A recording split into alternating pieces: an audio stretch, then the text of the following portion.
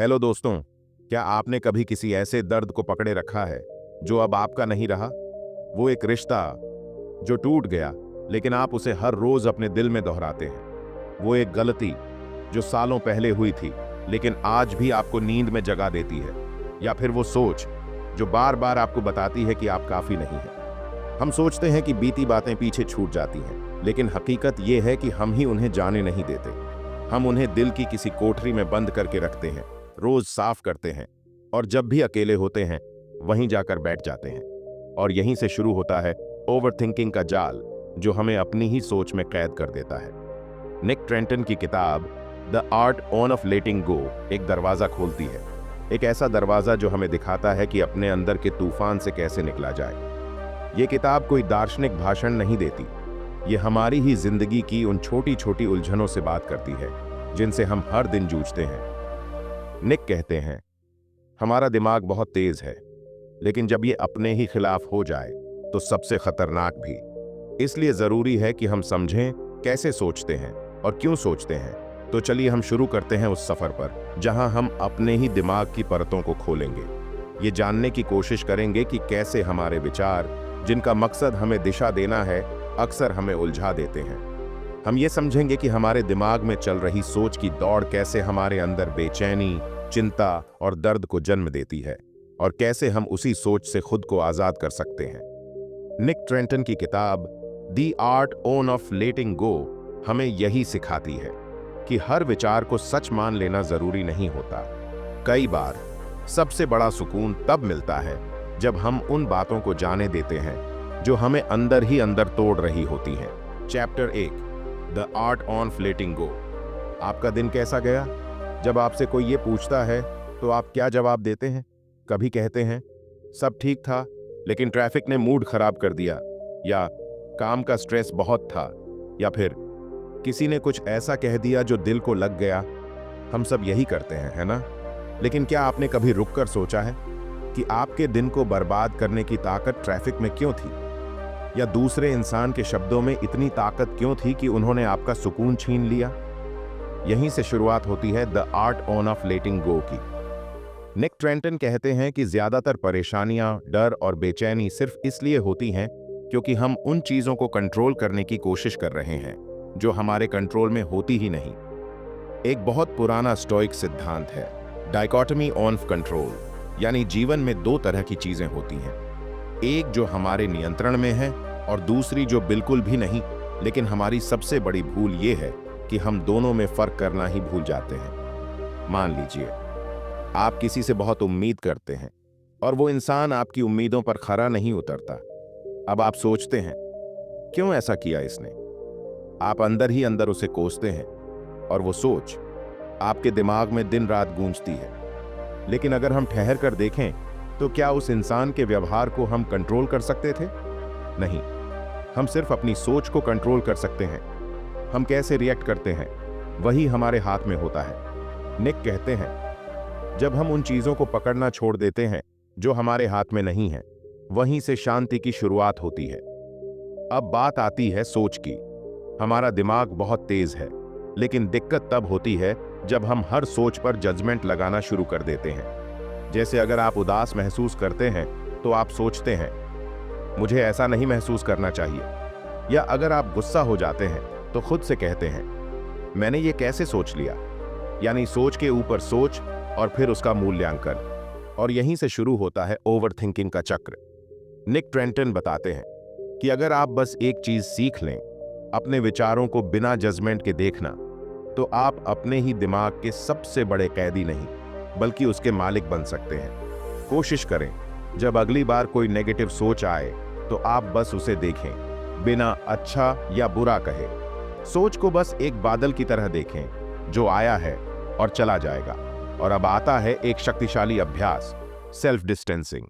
सोचिए, अगर आप अपने दिमाग से 2 कदम दूर खड़े हो सकें और खुद को एक बाहरी व्यक्ति की तरह देखें तो क्या होगा? निक ट्रेंटन एक आसान तरीका बताते हैं।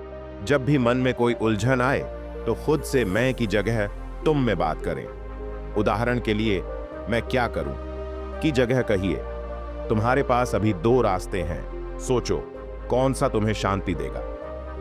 जब हम खुद से बाहर निकलकर खुद से बात करते हैं तो हम ज्यादा स्पष्ट, ज्यादा शांत और ज्यादा समझदार हो जाते हैं। सेल्फ डिस्टेंसिंग हमें याद दिलाता है कि हम अपने विचार नहीं हैं।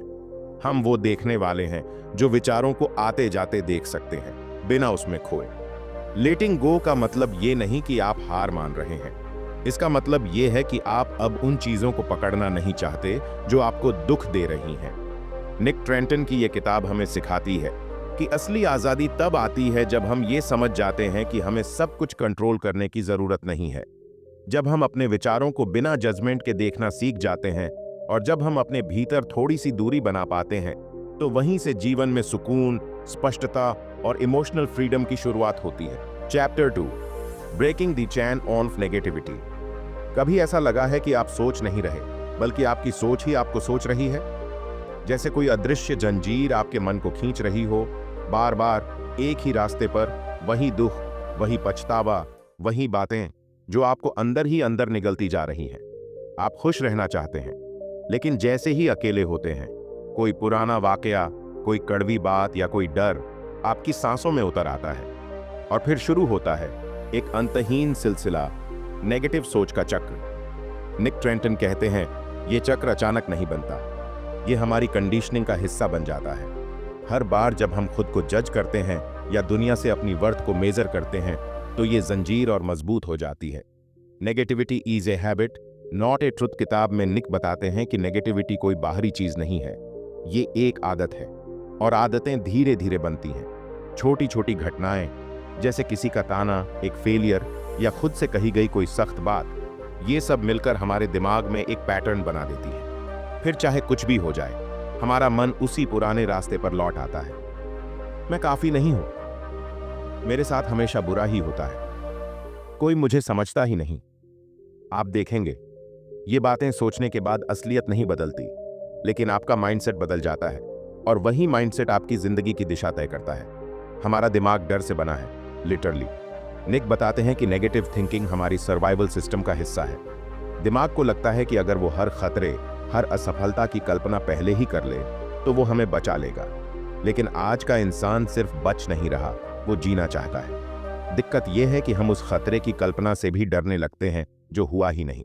हम सोचते हैं, क्या होगा अगर मैं फेल हो गया, और उस सोच में ही दर्द पैदा हो जाता है, जैसे वो फेल होना अभी हो गया हो।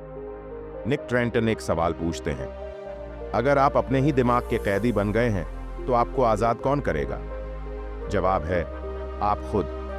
इस चक्र को तोड़ने की शुरुआत होती है अवेयरनेस से।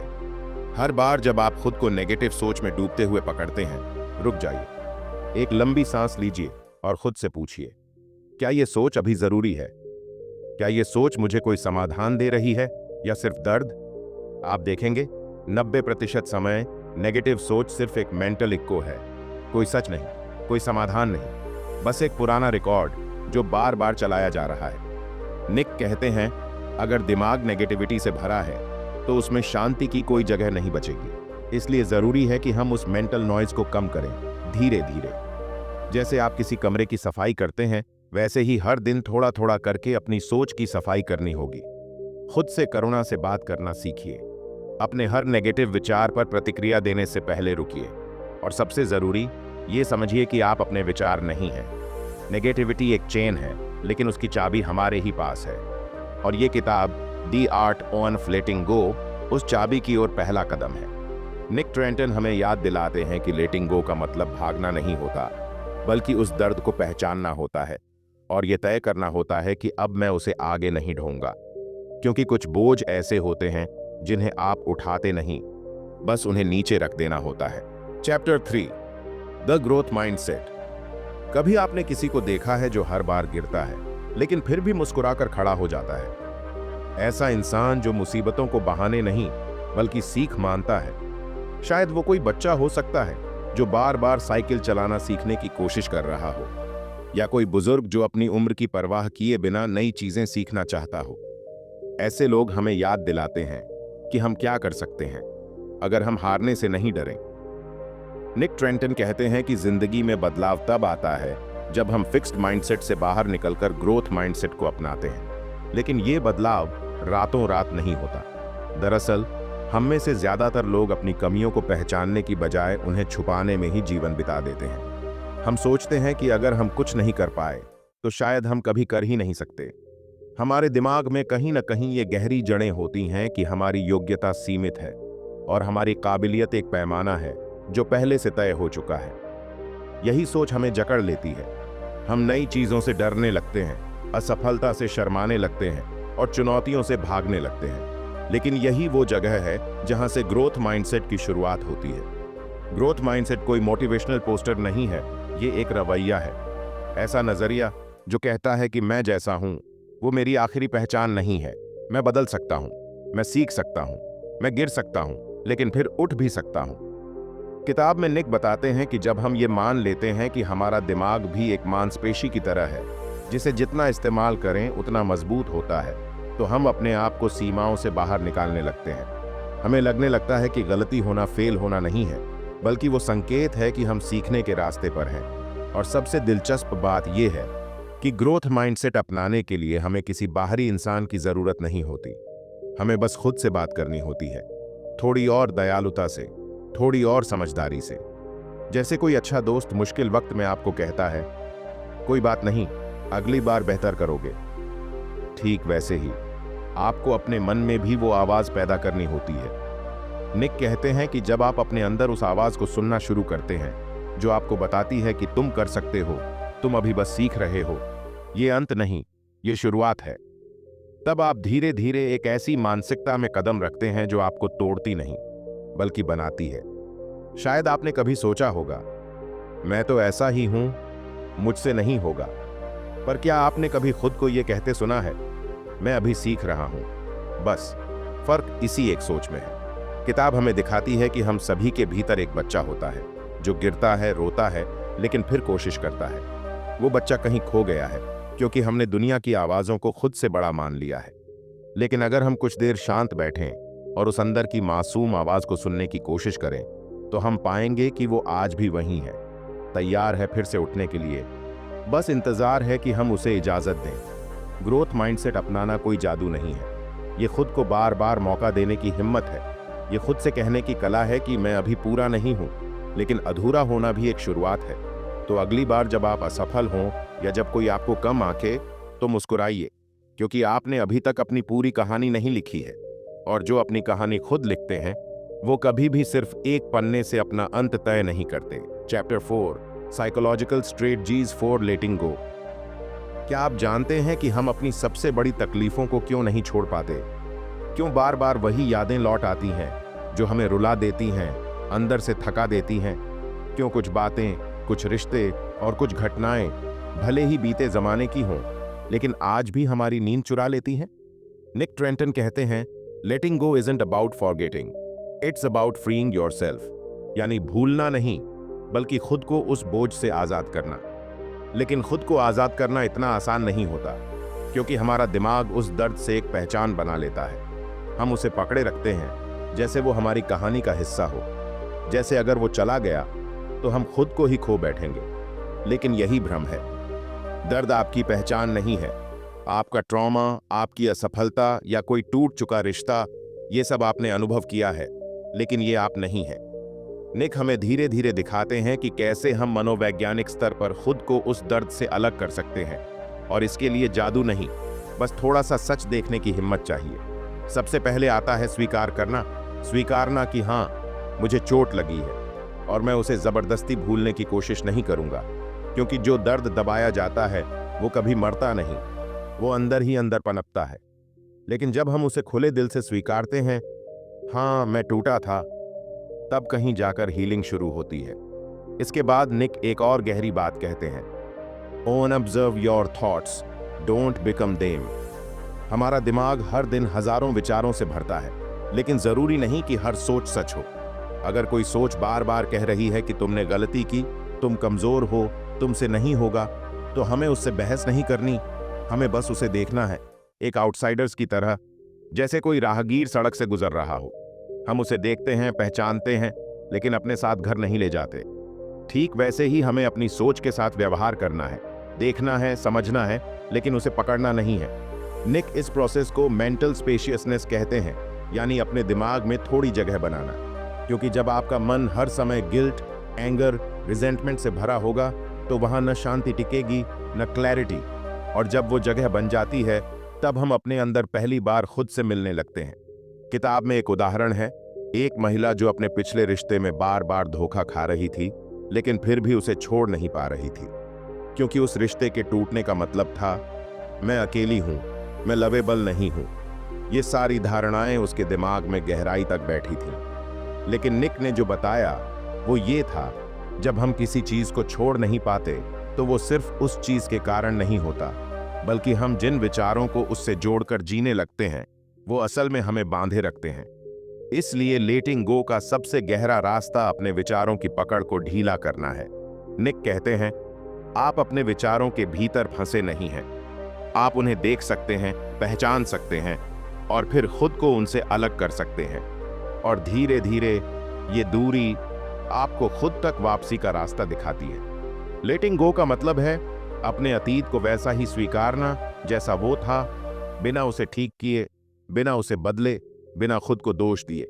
क्योंकि जब आप अपने मन से कह सकते हैं हाँ ये हुआ और अब मैं इससे आगे बढ़ रहा हूं, तब आप खुद को वो आजादी दे रहे होते हैं जो कोई और कभी आपको नहीं दे सकता। तो अगर आप किसी ऐसे अनुभव में फंसे हैं जिसे आप सालों से ढो रहे हैं, तो आज इस पल ये याद रखिए, आपको पकड़ कर रखने के लिए मजबूर किसी ने नहीं किया, आप खुद ही उसे पकड़ कर बैठे हैं। और जैसे आपने पकड़ा था वैसे ही आप उसे छोड़ भी सकते हैं। The art of letting go यहीं से शुरू होती है। Chapter 5, moving beyond the hurt. कभी कभी सबसे ज्यादा चोट वहां लगती है जहां कोई देख भी नहीं सकता, कोई शब्द नहीं होता उसे बयान करने के लिए, सिर्फ एक भारीपन होता है सीने में जो हर सांस के साथ महसूस होता है। हो सकता है किसी ने आपको छोड़ दिया हो, या किसी ने ऐसा कुछ कहा हो जो सीधे दिल में उतर गया हो, या फिर आपने खुद को ही इतना खो दिया हो कि अब अपनी आवाज भी नहीं पहचानते। निक ट्रेंटन कहते हैं, हर्ट होना स्वाभाविक है, लेकिन उसी जगह अटके रहना धीरे धीरे जिंदगी को सुन्न कर देता है। दर्द से आगे बढ़ना कोई आसान रास्ता नहीं होता, क्योंकि दिमाग उस पल में बार बार लौटता है, क्यों हुआ, क्यों उसने ऐसा किया, मेरे साथ ही क्यों। इन सवालों में कोई जवाब नहीं होता, लेकिन फिर भी हम उन्हें छोड़ नहीं पाते, क्योंकि उन सवालों के साथ हमारी पहचान जुड़ जाती है। हम सोचते हैं अगर मैंने माफ कर दिया या भूल गया तो शायद मैं कमजोर हूं, या शायद मैं उस इंसान को जीतने दे रहा हूं जिसने मुझे तोड़ा। लेकिन सच्चाई इससे बिल्कुल अलग होती है। दर्द से आगे बढ़ना जीत या हार का सवाल नहीं होता, ये खुद के लिए चुना गया एक रास्ता होता है, जहां हम ये मानते हैं कि मैं उस दर्द से ज्यादा हूं जो मुझे दिया गया था। निक कहते हैं, जब आप अपने भीतर उस चोट को पकड़े रहते हैं तो आप ही हर रोज उसे जीते हैं, बार बार, अकेले। और जिस इंसान ने वो चोट दी थी वो तो शायद कब का आगे बढ़ चुका होता है। तो आप किसके लिए रुक कर खड़े हैं? दर्द को पकड़े रहना कोई वफादारी नहीं है, ये एक धीमा जहर है जो आपकी मुस्कुराहट, आपकी नींद, आपकी रूह सब कुछ चुरा लेता है। निक ये भी बताते हैं कि हर्ट सिर्फ वो नहीं होता जो हमें बाहर से दिया गया हो। कई बार सबसे गहरी चोटें वो होती हैं जो हम खुद को हर रोज देते हैं। हर बार जब हम खुद को नीचा दिखाते हैं, हर बार जब हम सोचते हैं कि मैं लायक नहीं हूं या मेरे साथ हमेशा यही होता है, हम अपने अंदर ही खुद को चोट पहुंचा रहे होते हैं। मूविंग बियॉन्ड द हर्ट का मतलब है इन सब के बावजूद खुद को फिर से पकड़ना, अपने ही हाथों से खुद को थामना और धीरे धीरे कहना, हाँ मुझे दर्द हुआ है, लेकिन अब मैं उस दर्द को अपनी दिशा तय नहीं करने दूंगा। कई लोग सोचते हैं कि माफ करना, आगे बढ़ना, ये सब कमजोरी की निशानी है, लेकिन सच्चाई ये है कि सबसे ज्यादा हिम्मत चाहिए होती है उस जगह से उठकर चलने में जहां दिल टूटा था। आप जब दर्द से आगे बढ़ते हैं तो इसका मतलब ये नहीं कि आप भूल गए हैं, इसका मतलब ये है कि अब आप उसे बार बार जीने से इनकार कर रहे हैं। निक हमें याद दिलाते हैं कि हर इंसान के अंदर हीलिंग की एक शक्ति होती है। वो शक्ति तभी जागती है जब हम खुद को दर्द से अलग देखना शुरू करते हैं। आप कोई टूटी हुई चीज नहीं है, आप एक पूरा इंसान हैं जिसने कुछ बुरा अनुभव किया है। और जब आप ये पहचान लेते हैं तो आपकी हीलिंग शुरू हो जाती है। मूविंग बियॉन्ड द हर्ट कोई एक रात की प्रक्रिया नहीं है, ये रोज की एक छोटी सी क्रांति है। जहां हर सुबह आप अपने घावों के बजाय अपने भविष्य की तरफ एक कदम बढ़ाते हैं। अगर आज भी कोई दर्द आपके भीतर ठहरा हुआ है, तो खुद से बस एक वादा कीजिए, मैं अब उस दर्द को अपने आज का हिस्सा नहीं बनने दूंगा। मैं उस जिंदगी का हकदार हूं जो उस दर्द से परे है। और यही है द आर्ट ऑफ लेटिंग गो। अगर आपको ये वीडियो पसंद आई हो तो इसे अपने दोस्तों और परिवार के साथ जरूर शेयर करें और कमेंट में बताइए कि ये बुक समरी आपको कैसी लगी। अगर आप चैनल पर पहली बार आए हैं तो हमारे चैनल को सब्सक्राइब जरूर करें और साथ में बेल आइकन दबाना न भूलें, ताकि हर नया वीडियो का नोटिफिकेशन सबसे पहले आप तक पहुंचे। मिलते हैं अगले वीडियो में एक नई किताब के साथ, एक नई सोच के साथ। तब तक खुश रहें और सीखते रहें। धन्यवाद।